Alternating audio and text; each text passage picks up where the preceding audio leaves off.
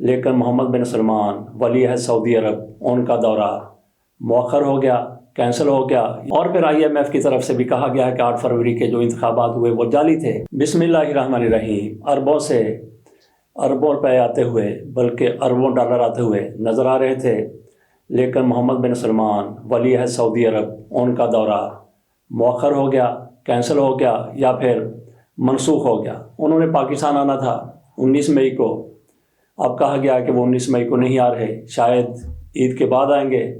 لیکن محمد بن سلمان ان کا جو ویسے شیڈول تھا دوسرے ممالک جانے کا، انہوں نے پھر اس کے بعد پاکستان میں 1 دن ٹھہرنا تھا، انہوں نے اس کے بعد انہوں نے جاپان جانا تھا، لیکن کہا جا رہا ہے کہ ان کا جاپان کا دورہ اسی شیڈول کے مطابق جاری رہے گا۔ پاکستان کا دورہ کیوں منسوخ کیا گیا؟ آپ کو ناظرین یاد ہوگا کہ کچھ عرصے سے عمران خان اور اسٹیبلشمنٹ کے مابین بات چیت مذاکرات کی باتیں ہو رہی تھی۔ عمران خان نے کیٹیگوریکلی کہا تھا کہ کسی اور کے ساتھ مذاکرات نہیں ہو سکتے، البتہ اسٹیبلشمنٹ کے ساتھ مذاکرات ہو سکتے ہیں، اور یہ لوگ ان کی اپنی کوئی حیثیت نہیں ہے، بلکہ PTI والے تو لفظ استعمال کرتے ہیں کہ مسلم لیگ نون کی، پیپلز پارٹی کی حکمران پارٹیاں ہیں، لیکن ان کی ٹکے کی اوقات نہیں ہے۔ یہ ان کی طرف سے الفاظ استعمال کیے جاتے ہیں، PTI کی طرف سے اور دیگر بھی کچھ رہنماؤں کی طرف سے۔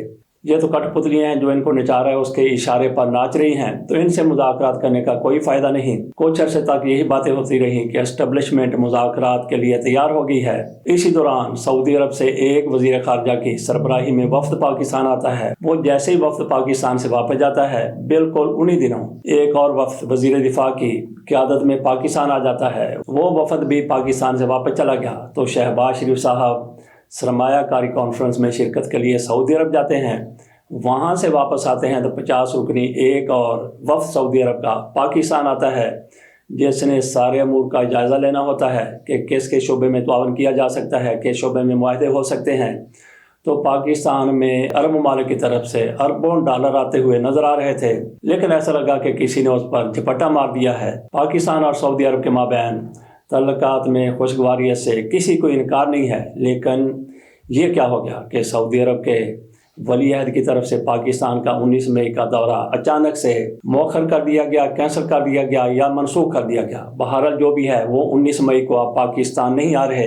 اس کی سب سے بڑی وجہ جو تجزیہ نگار بیان کرتے ہیں وہ یہ ہے کہ DG ISPR صاحب کی طرف سے جو پریس کانفرنس کی گئی، اس سے پہلے صورتحال یہ تھی کہ مذاکرات عمران خان کے اسٹیبلشمنٹ کے ساتھ ہونے جا رہے ہیں، کب ہوں گے اس حوالے سے ابہام موجود تھا، لیکن یہ تو کہا جا رہا تھا کہ مذاکرات ہونے والے ہیں، عمران خان نے یہ شرطیں رکھ دی ہیں۔ دوسری طرف سے یہ کہا جا رہا ہے کہ اچانک سے DG ISPR صاحب کی طرف سے 7 مئی کو پریس کانفرنس کر دی جاتی ہے، سخت پریس کانفرنس، جس سے عمران خان کے ساتھ مذاکرات سے انکار کر دیا جاتا ہے، اور یہ بھی کہا جاتا ہے کہ ان لوگوں کو قطعی طور پر معاف نہیں کیا جائے گا۔ جوڈیشل کمیشن وہاں پہ بنتا ہے جہاں پہ کسی قسم کا ابہام ہو، یہاں پہ تو کوئی ابہام موجود نہیں ہے۔ اس طرح کی باتیں DG ISPR صاحب کی طرف سے لیفٹیننٹ جنرل اب ہو چکے ہیں احمد شریف چودھری صاحب، ان کی طرف سے کی گئی۔ ظاہر ہے کہ ان کی اپنی طرف سے یہ بات نہیں تھی، جو کچھ ان کو کہا گیا انہوں نے بیان کر دیا، تو اس سے پھر وہ جو سینیریو نظر آ رہا تھا بات چیت کا، مذاکرات کا، ایک دوسرے کے ساتھ بیٹھنے کا، وہ تو پھر ختم ہو گیا۔ تو سعودی عرب تک بھی یہی سارا معاملہ پہنچا۔ ان کو بھی شاید یہی تھا کہ معاملہ درست ہو رہے ہیں، مذاکرات ہو رہے ہیں، تو سیاسی استحکام کی طرف پاکستان بڑھ رہا ہے، تو اس حوالے سے وہ بھی پاکستان میں بڑی سرمایہ کاری کرنا چاہتے تھے۔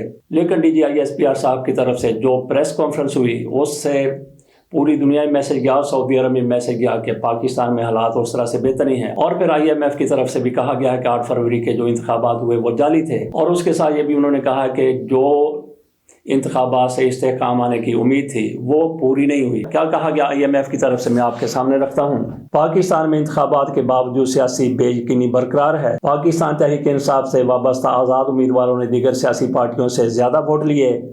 پیچیدہ سیاسی صورتحال مہنگائی اور سماجی تناؤ پالیسی اصلاحات کا نفاذ متاثر کر سکتا ہے۔ ان کی طرف سے کہا جا رہا ہے کہ تحریک انصاف کے آزاد امیدواروں نے باقی پارٹیوں سے زیادہ ووٹ لیے، لیکن ہوا کیا؟ اس طریقے سے IMF جس پر پاکستان کا سب سے زیادہ انحصار ہے، میں سمجھتا ہوں کہ اس میں اگر کسی کا قصور ہے تو پھر IMF ہے، کیونکہ عمران خان کے ساتھ ان لوگوں کی پہلے ملاقات ہوئی تھی۔ عمران خان کی طرف سے صرف ایک ہی شرط رکھی گئی تھی IMF کے ساتھ مذاکرات کے دوران کہ پاکستان میں انتخابات بر وقت ہوں اور آزاد اور منصفانہ انتخابات ہوں۔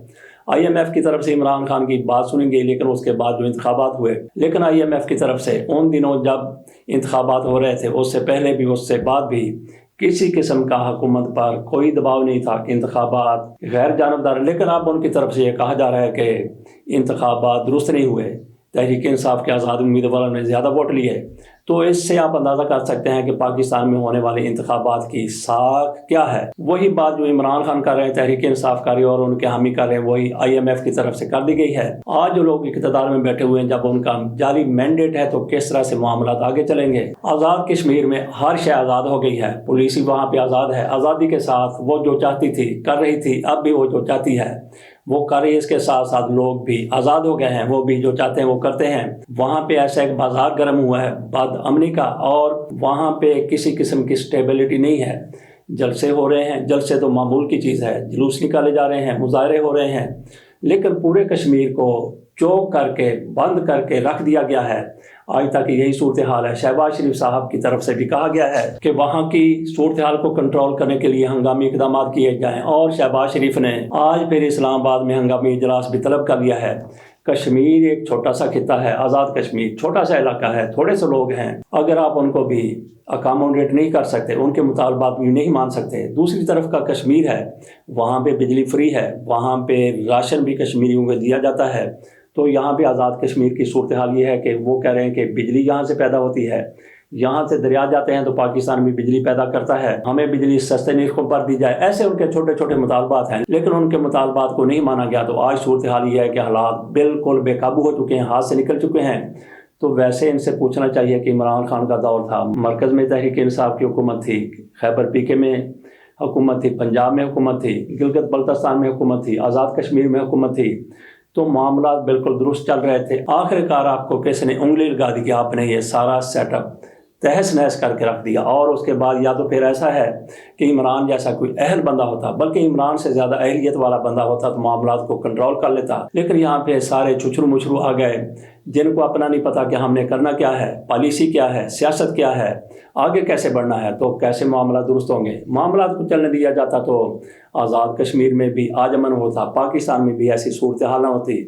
تو جن لوگوں کی طرف سے یہ سارا ڈرامہ رچایا گیا، تو پھر آپ بھگتو، اللہ کرے کہ کشمیری بغاوت پر آمادہ نہ ہو جائیں۔ تو اب بھی ان کے پاس موقع ہے، چھوٹا سا خطہ ہے، تھوڑے سے لوگ ہیں، ان کو بڑی آسانی کے ساتھ سیٹسفائی کیا جا سکتا ہے۔ آپ نے ایک ایسی کی شلوار اتروا لی، وہاں پہ پینٹ اتروا لی، اس کو ننگا کیا گیا، تھانے دار کو مار دیا گیا، اس کے باوجود بھی وہاں پہ پولیس مظالم کا سلسلہ جاری رکھے ہوئے ہے۔ تو کیسے امن ہوگا؟ دیکھتے ہیں پھر یہ حکومت، شہباز شریف کی حکومت جن سے اپنی تن بھی نہیں سنبھالی جاتی، وہ آزاد کشمیر کو کیسے کنٹرول کرے گی۔ بلاول بھٹو زرداری کی طرف سے ایک بار پھر منافقانہ مفاہمت کی بات کی گئی ہے۔ بلاول بھٹو زرداری کہتے ہیں سیاسی جماعتوں کو مسائل کے حل کے لیے ہاتھ ملانے کا میں مشورہ دیتا ہوں۔ یہ بلاول بھٹو زرداری کی طرف سے مشورہ دیا گیا ہے۔ سب سے زیادہ منافقت بلاول بھٹو زرداری کی طرف سے کی جاتی ہے۔ ایک طرف یہ مفاہمت کی بات کرتے ہیں، دوسری طرف منافقت بھی کرتے ہیں۔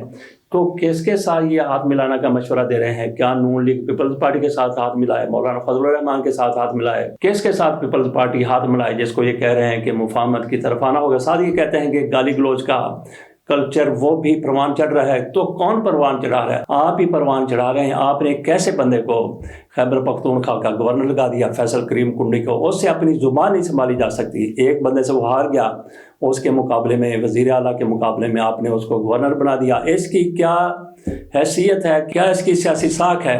کیا اس کی سیاسی بصیرت ہے؟ ایک ہارے ہوئے بندوں کو آپ نے گورنر لگا دیا، اور وہاں پہ بیٹھا ہوا اس طرح سے ایکٹ کر رہا ہے جیسے وہ منتخب ہے، اور منتخب حکومت کو ڈی اسٹیبلائز کرنے کی کوشش کر رہا ہے، بجائے اس کے کہ مفاہمت کی طرف یہ لوگ جائیں۔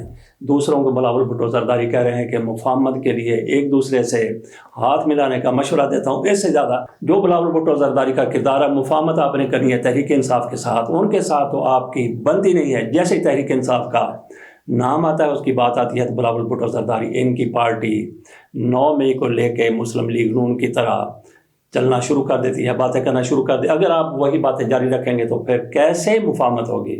بہرحال بلاول بھٹو زرداری کی طرف سے یہ مفاہمت کا ایک منافقانہ مشورہ ہے. اس پر عمل کس نے کرنا ہے؟ سوال ہی پیدا نہیں ہوتا کہ اس پر کوئی عمل کرے یا کوئی یہ قابل عمل بات ہو. تھوڑی سی بات کر لیتے ہیں شیر افضل مروت صاحب کے بارے میں.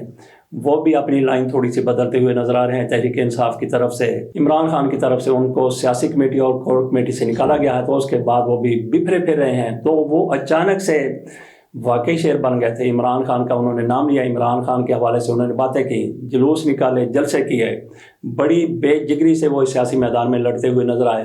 تو عام لوگوں کی طرف سے بھی ان کو شیر سمجھا گیا، لیکن شیر اس وقت ڈھیر ہو گیا جب عمران خان کی طرف سے یہ سارا کچھ کیا گیا. بات ہم کر رہے تھے اسی ویلاگ میں ہم نے بات کی کہ سعودی عرب کے ولی عہد نے پاکستان آنا تھا. عین ان دنوں میں جب سعودی عرب کے ولی عہد کے لیے پاکستان کے دورے کا راستہ ہموار ہو رہا تھا، یہاں پہ ان کے وفود آ رہے تھے، پاکستان کے وفد جا رہے تھے. اس موقع پر شیر افضل مروت کی طرف سے کہہ دیا گیا کہ عمران خان کی حکومت ہماری حکومت گرانے میں سعودی عرب کا بھی کردار تھا. تو ناظرین ایسے موقع کے اوپر کیا شیر افضل کو یہ بیان دینا چاہیے تھا؟ گو کہ یہ بات ہو سکتا ہے کہ درست ہو، لیکن ان کی طرف سے اپنی پارٹی کے لیے بڑی مشکل کھڑی کی گئی. عمران خان کی طرف سے ان کو بلایا گیا، ڈانٹا گیا، اور اس کے بعد پھر ان کو کمیٹیوں سے باہر نکال دیا گیا. تو وہی شیر افضل مروت جو پی ٹی آئی کا شیر تھا، عمران خان نے شیر بنایا تھا، تحریک انصاف کے کارکنوں نے شیر بنایا تھا، وہ ڈھیر ہو گیا. اور آج کل رؤف حسن صاحب ان کی جگہ لے چکے ہیں. وہ جس طرح کے بیانات دے رہے ہیں، صدر الوی بھی ویسے تو شیر ہی ثابت ہوئے ہیں، لیکن یہ لوگ بھی شیر افضل مروت کی طرح اس وقت تک شیر ہیں جب تک یہ تحریک انصاف کے کاز کو آگے بڑھاتے رہیں گے. جیسے ان کی طرف سے بھی ایسا ہی کچھ کیا گیا جیسا شیر افضل کی طرف سے ایک نان سینس بیان جاری کر دیا گیا تھا کہ سعودی عرب کی حکومت پاکستان میں تحریک انصاف کی حکومت کو الٹانے میں ملوث تھی. اجازت دیجیے، اللہ حافظ.